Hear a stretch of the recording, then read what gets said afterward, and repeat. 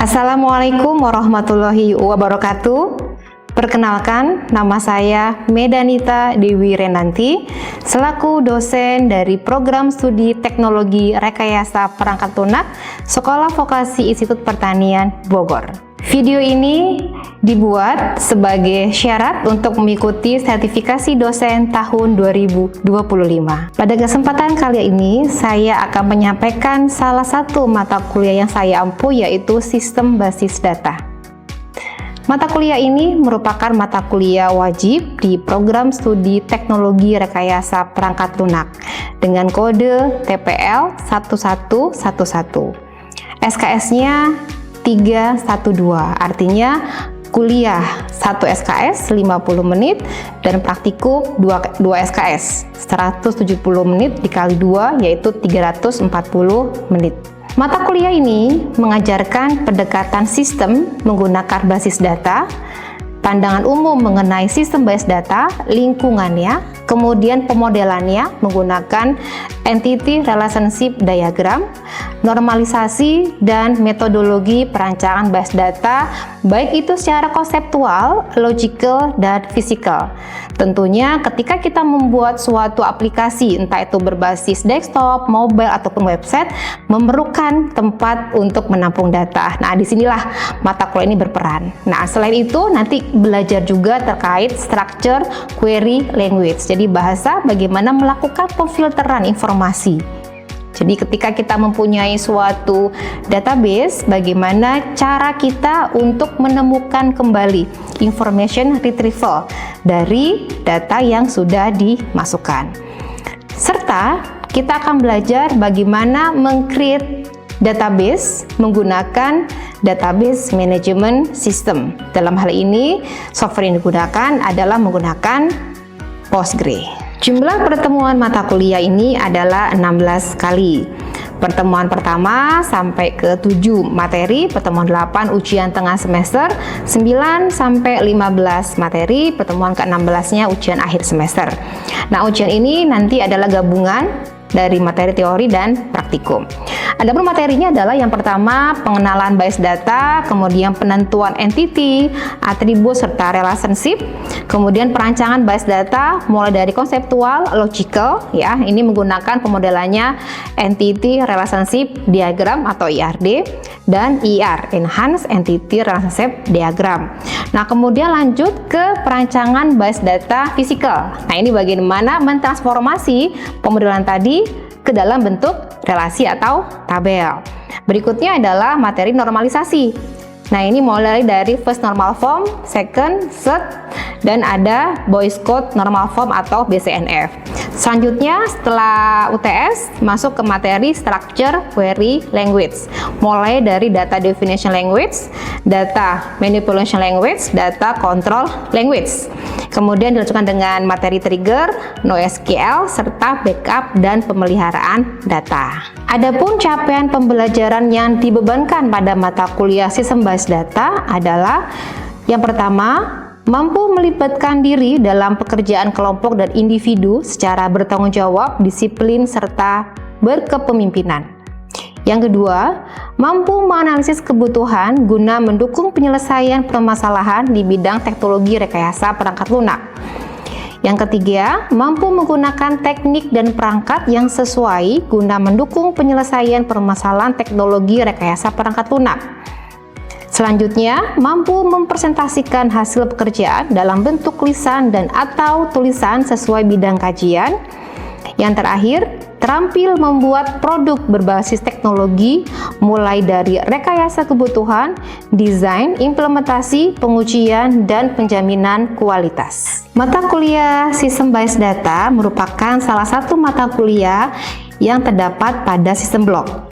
Dan CPMK dari mata kuliah ini berkontribusi terhadap Block Associate Management Information System yang kompetensinya adalah pertama, terampil menganalisis pengguna dan kebutuhan software. Yang kedua, terampil merancang database. CPMK mata kuliah Sistem Bias Data yang pertama, mampu menganalisis rancangan bias data secara konsep, logis, dan fisik. Yang kedua, mampu menganalisis hasil normalisasi. Yang ketiga, mampu menggunakan structure query language untuk mendefinisikan dan mengelola data serta menyaring informasi sesuai kebutuhan user. Yang keempat, mampu menggunakan trigger dalam pengelolaan bias data. Yang kelima, mampu menggunakan NoSQL untuk mengelola bias data.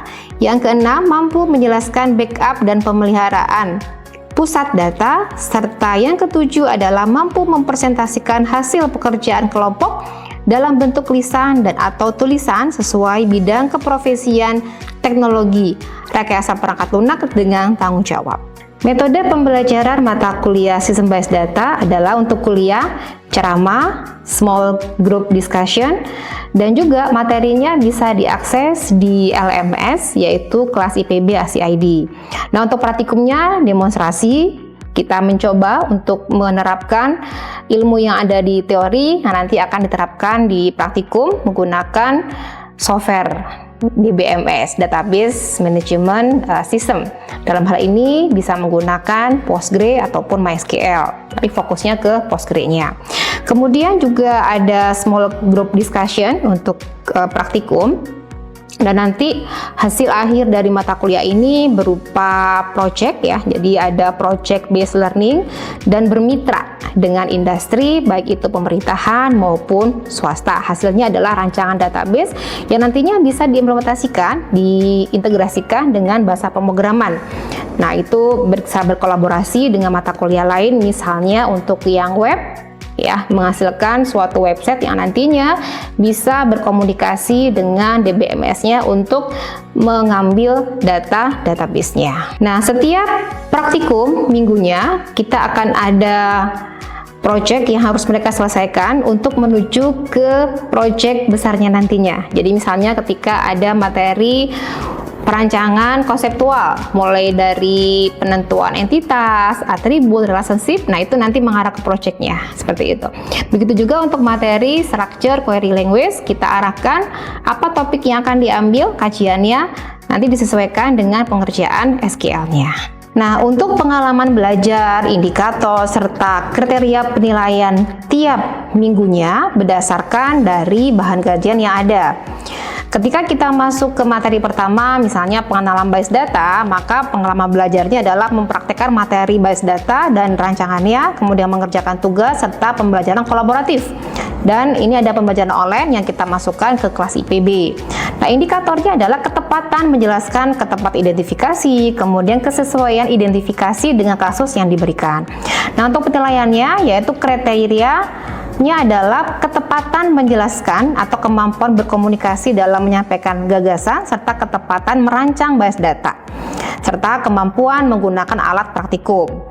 Nah, sedangkan untuk yang structure query language, nah ini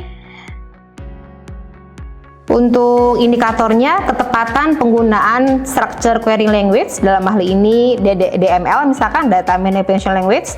Kemudian untuk yang kriteria penilaiannya berupa ketepatan penggunaan structure query language serta kemampuan menggunakan alat dan praktikum. Tekniknya adalah tugas dan ujian. Selengkapnya ada di RPS Sistem Bias Data. Mata kuliah ini juga diajarkan terkait kecakapan abad 21, yaitu communication, collaboration, critical thinking, creative thinking, serta computational logic. Adapun penilaiannya sebagai berikut. Nah, untuk komponen penilaiannya yaitu aktivitas partisipatif 5%. Nah, ini didapat dari partisipasi mereka saat kuliah ataupun praktikum serta penilaian peer review, yaitu rekan sejawat ya, serta penilaian dari dosen maupun asisten dosen. Nah, kemudian ada hasil project ini 50%. Nah, di akhir pertemuan ini mereka berkelompok, kurang lebih 3 mahasiswa per kelompoknya untuk membuat rancangan database. Mulai dari konsep, logical, physical sampai ke implementasinya. Yang ketiga adalah kognitif atau pengetahuan, tugas 10%, kuis 5%, UTS dan UAS masing-masing 15% dengan total 100%. Berikut video dari pembelajaran mata kuliah Sistem Basis Data. Oke, bismillahirrahmanirrahim. Kita mulai ya perkuliahan kita pada pagi hari ini. Semoga yang menjawab salam saya senantiasa diberikan keberkahan, kesehatan, kebaikan ya. Assalamualaikum warahmatullahi wabarakatuh. Waalaikumsalam warahmatullahi wabarakatuh. Oke, alhamdulillah sekarang kita masuk pertemuan ke-10 ya. Oke, sebelum kita memulai perkuliahan, kita berdoa dulu menurut agama masing-masing ya. Berdoa dimulai.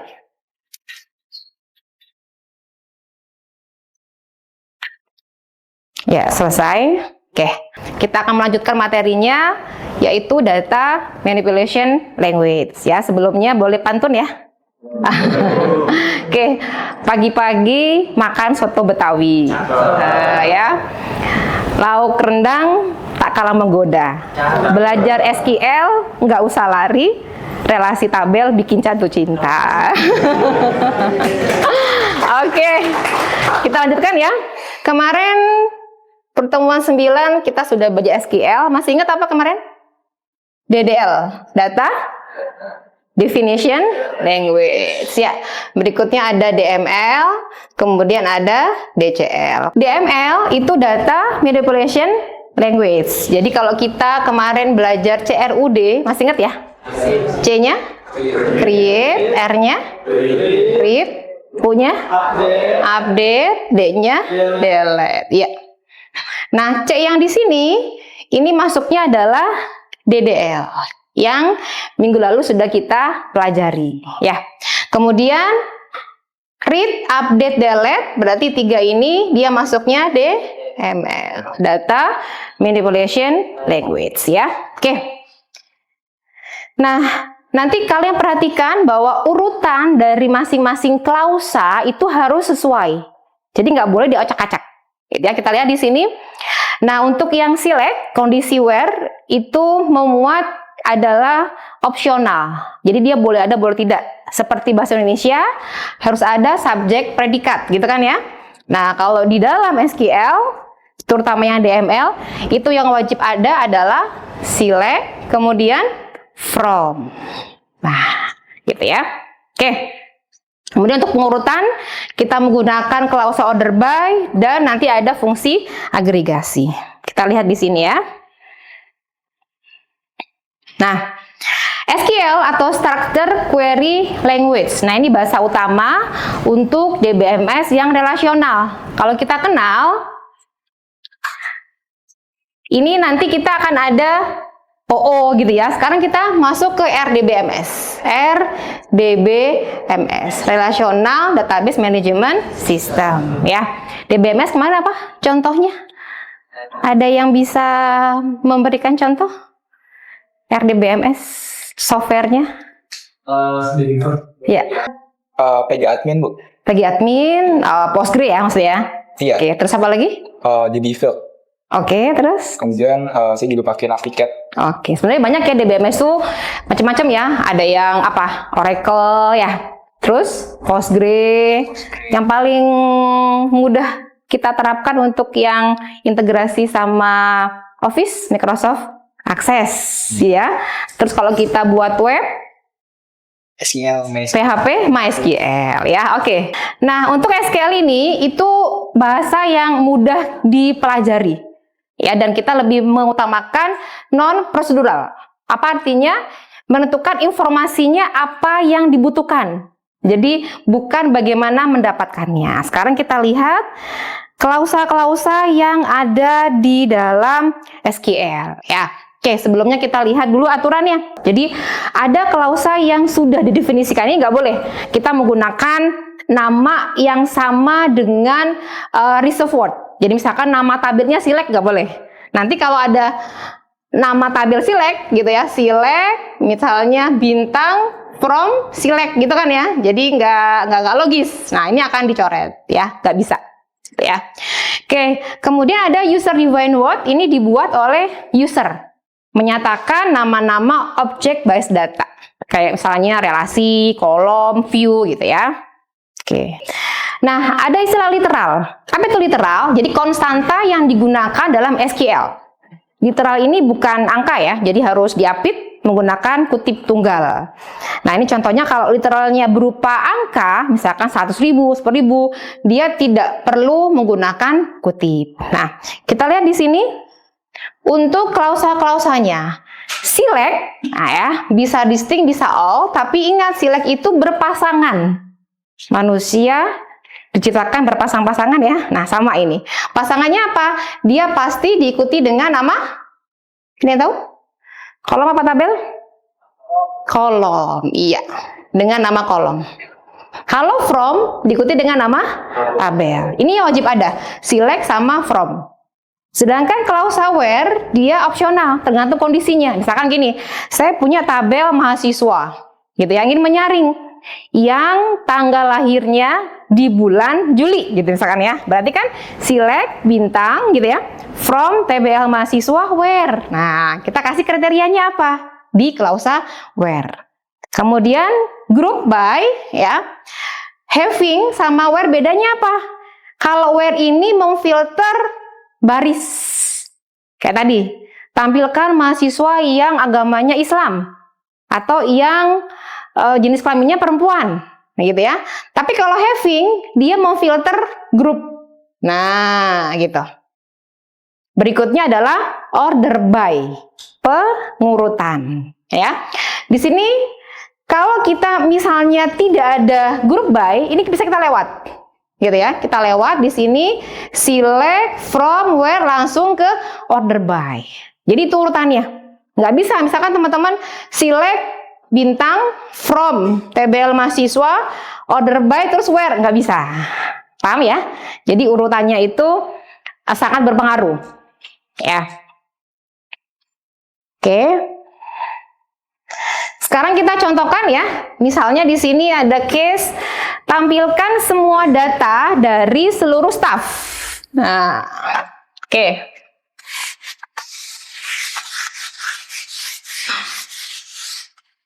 Masih ingat ya, tadi apa? Select pasangannya dengan kolom. Kalau semua ini bisa kita ganti dengan bintang. Ya, good ya. Select bintang. Ya. From nama tabel. Tadi TBL misalkan staff ya. From staff. Nah, gini. Bisa dipahami ya? Kalau ada kriteria misalnya yang positionnya manager, maka kita tambahkan apa? Where, terus position sama dengan manager, gitu ya. Oke. Nah, sekarang kita coba untuk kasus yang minggu lalu kita sudah pernah membuat database mahasiswa berisi 3, masih ingat ya? Tabel mahasiswa, tabel kuliah, sama tabel hasil belajar. Kita coba ya. Oke. Kita coba dulu ya. Nanti kalian praktek ya. Nanti siang praktikum ya. Oke. Saya coba di sini dulu. Nah,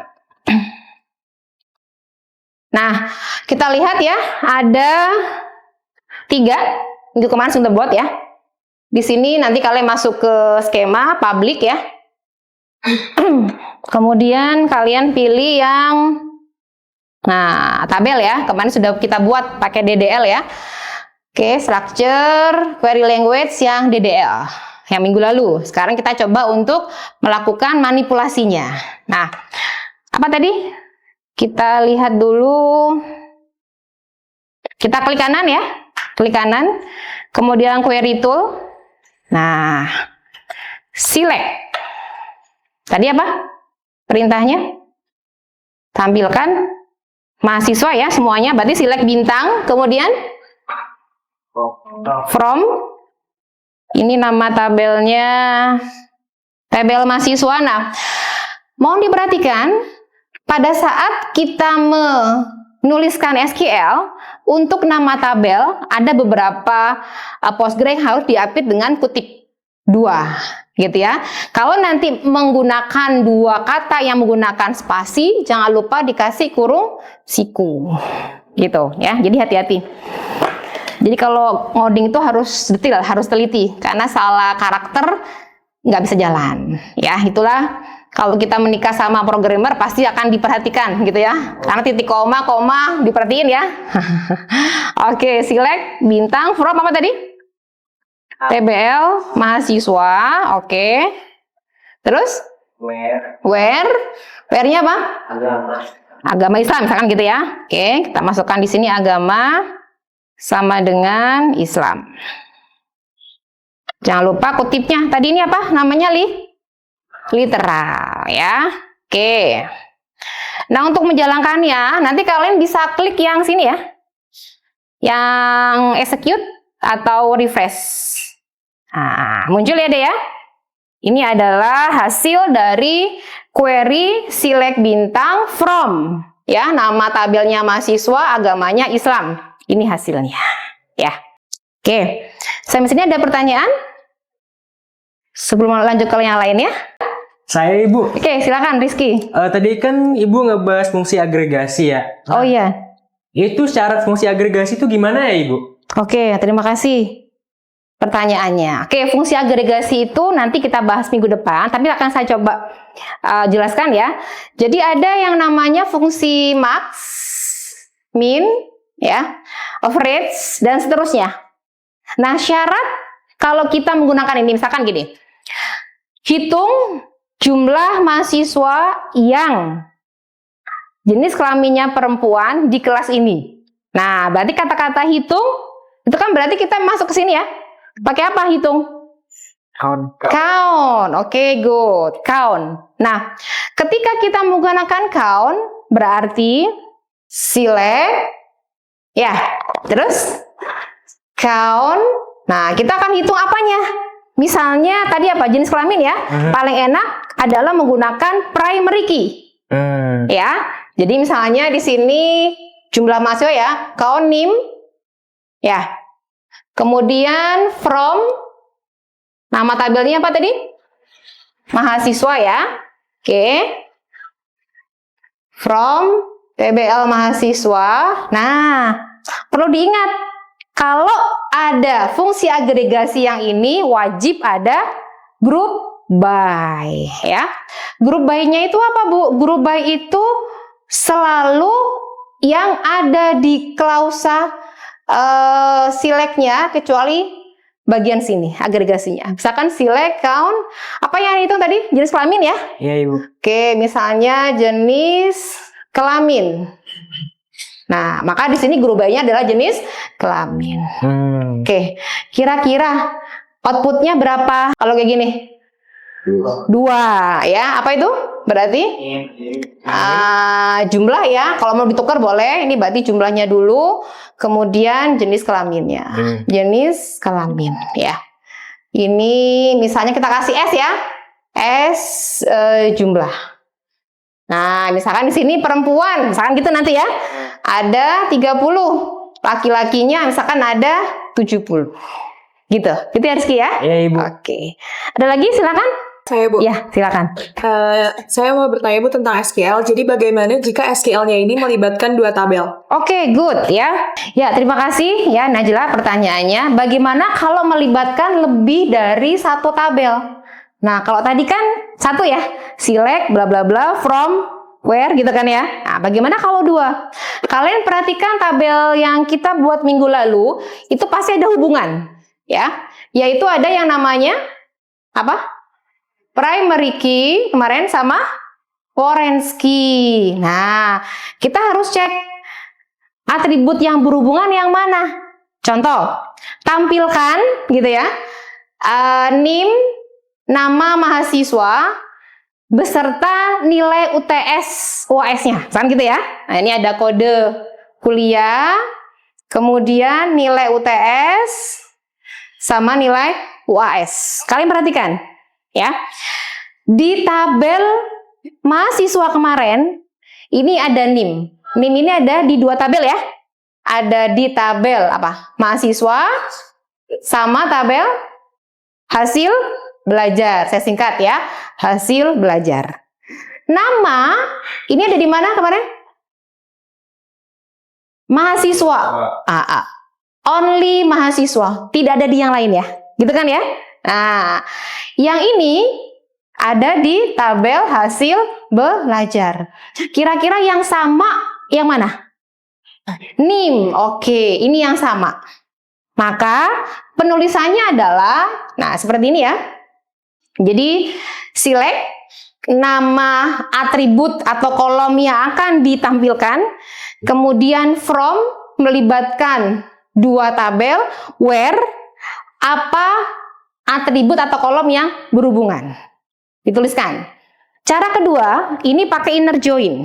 Nah, inner join ini cara yang paling ampuh dibandingkan dengan ini. Kenapa? Lebih gampang, lebih mudah akses datanya dan lebih cepat. Gitu. Makanya dengan inner join dan ini cara yang pakai where, kalau saya menyarankan silakan kalian gunakan yang inner join. Jadi gimana ini? Select